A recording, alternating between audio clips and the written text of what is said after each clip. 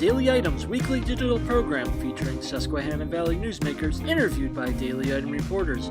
Today's guest is Danville Area School District Superintendent Dr. Jason Bendle, interviewed by reporter Joe Sylvester.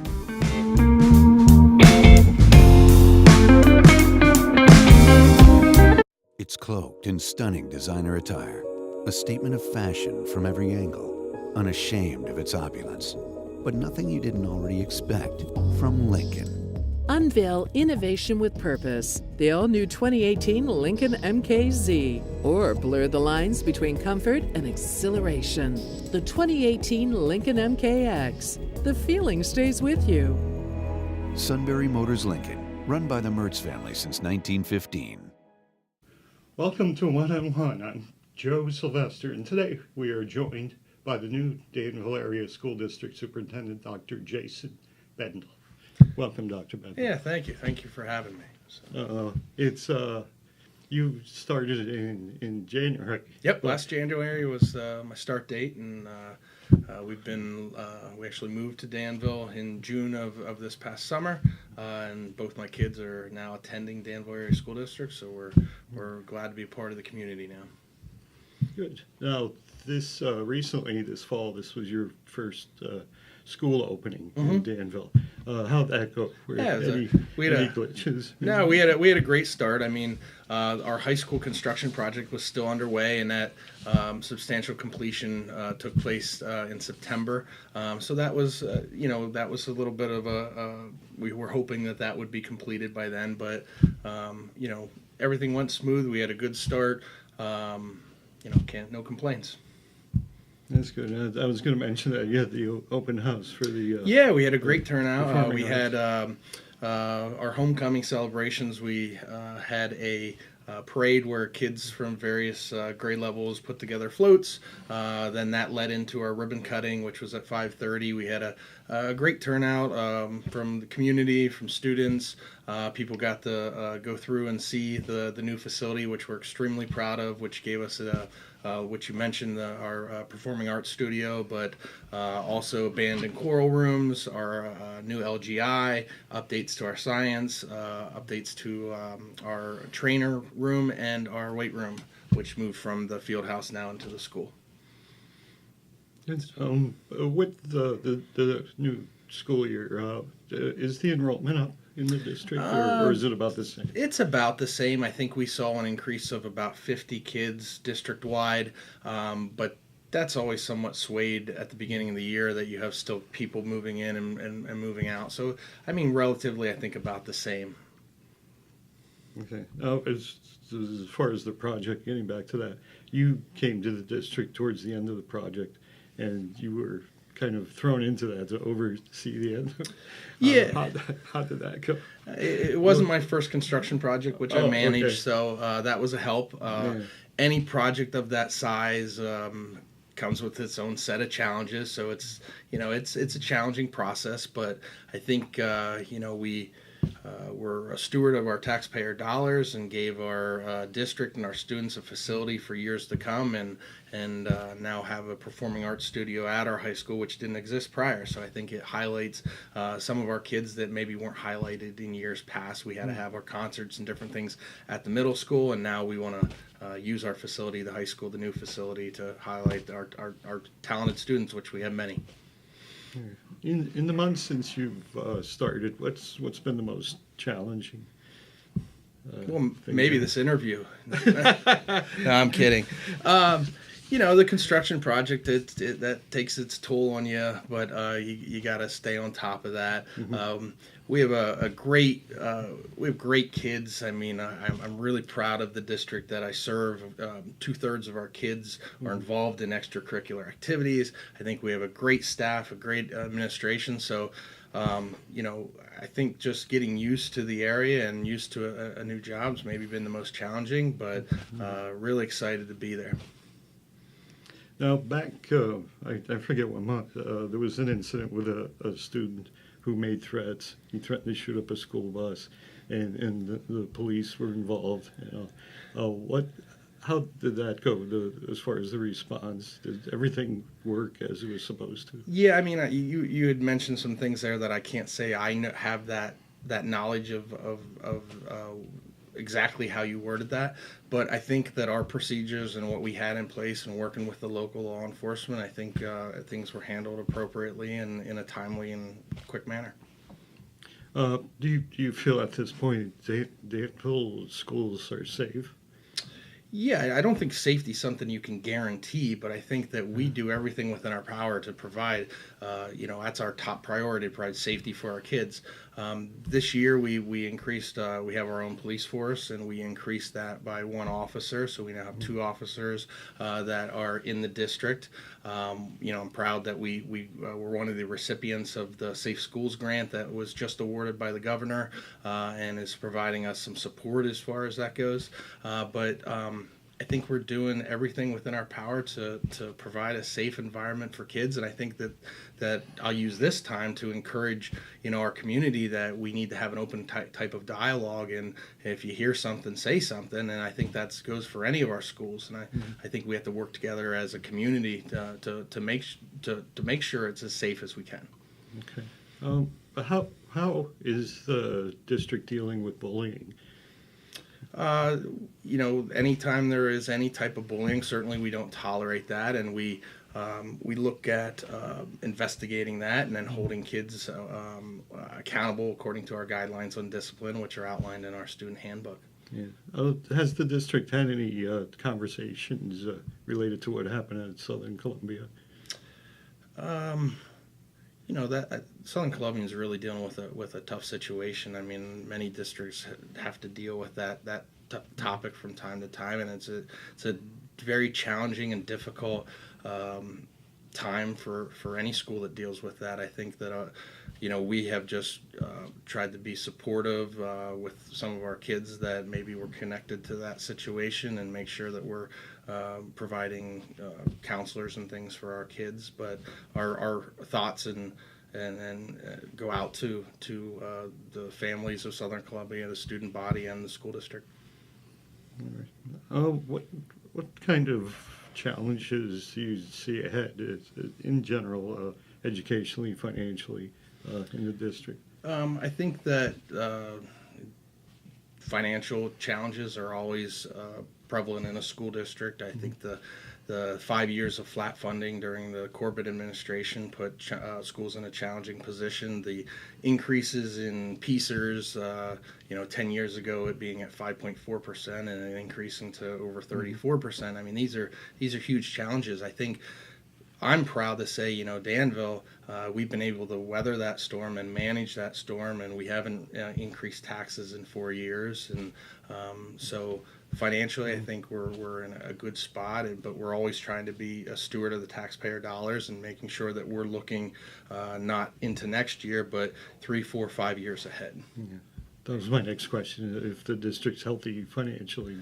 But I'm very conservative, so I don't want to ever say that we're healthy, but I think that we are weathering the storm and watching how we spend our dollars and trying to be as conservative as we can. But with that being said, still provide great facilities and great academic programs and opportunities for our kids.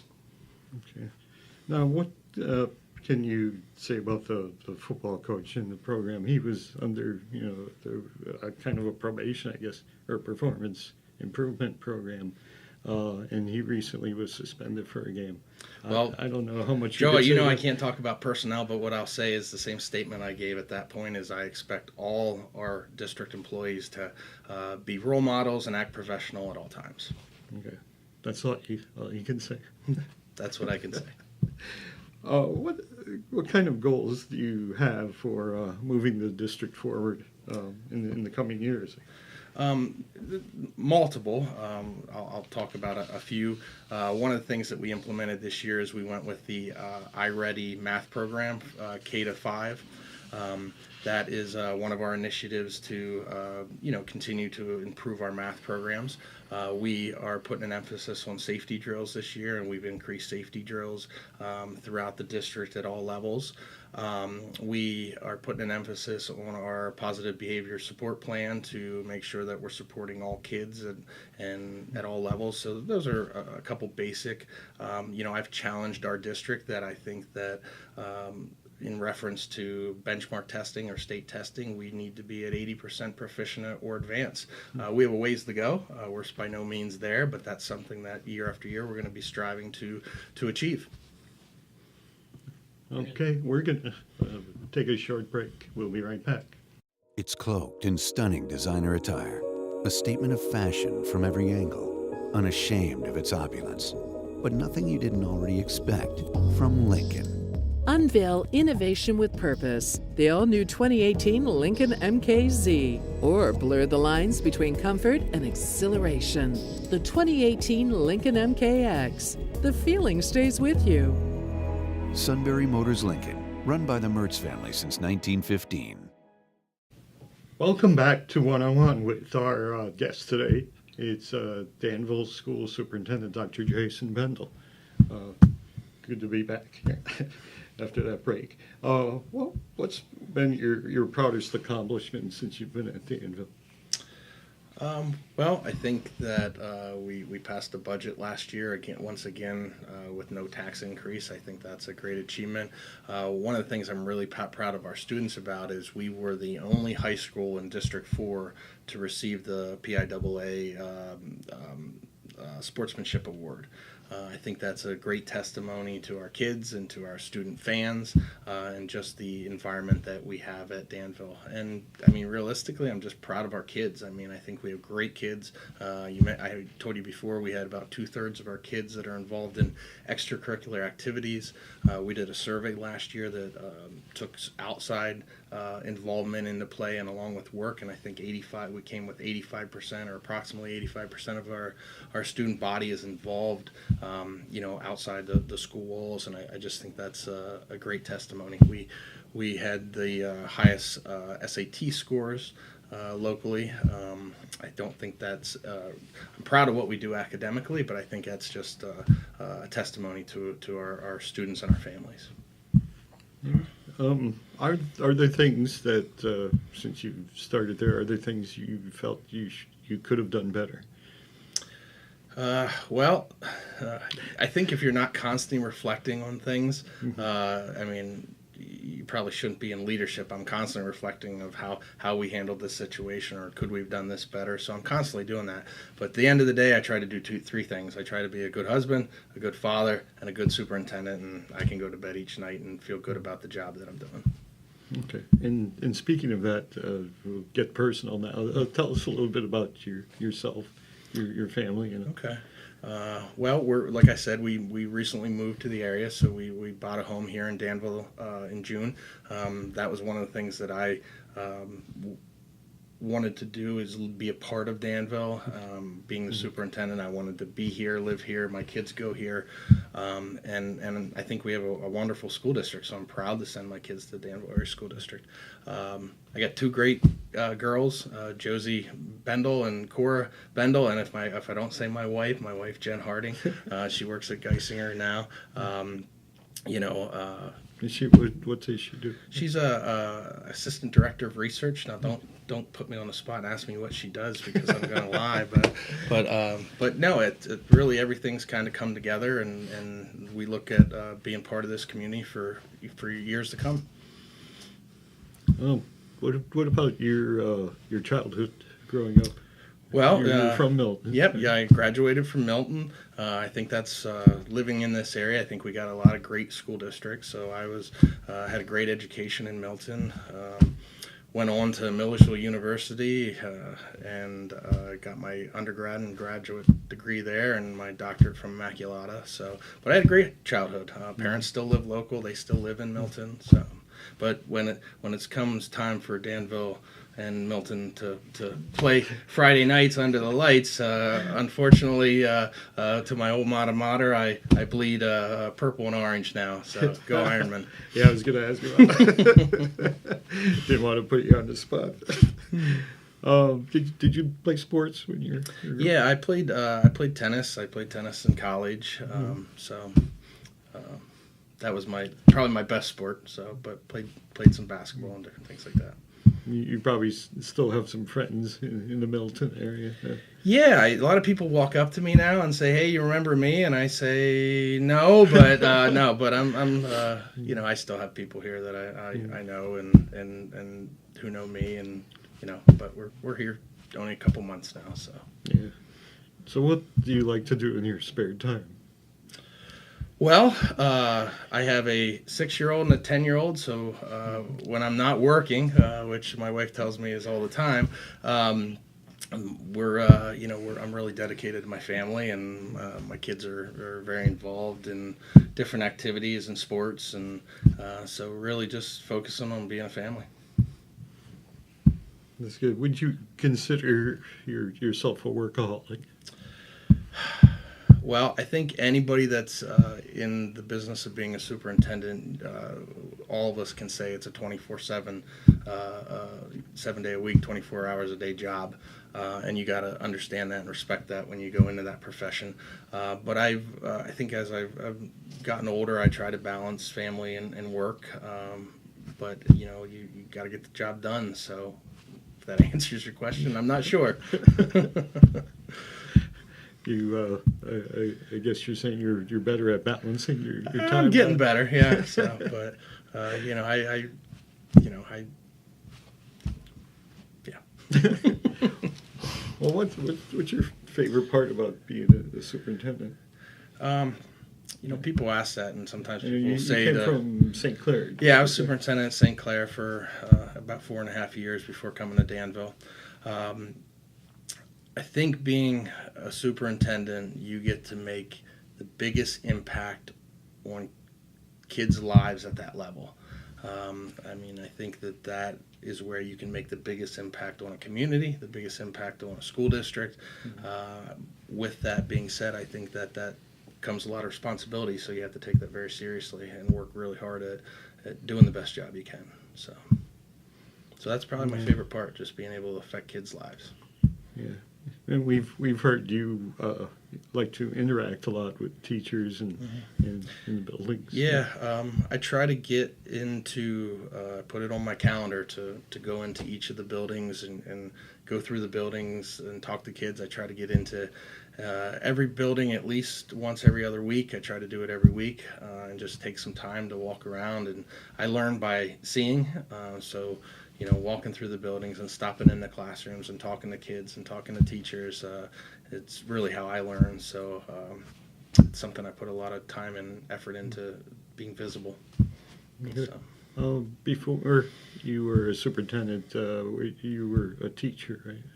Yeah, I started my career as a social studies teacher. Did that at both the high school and the middle school levels.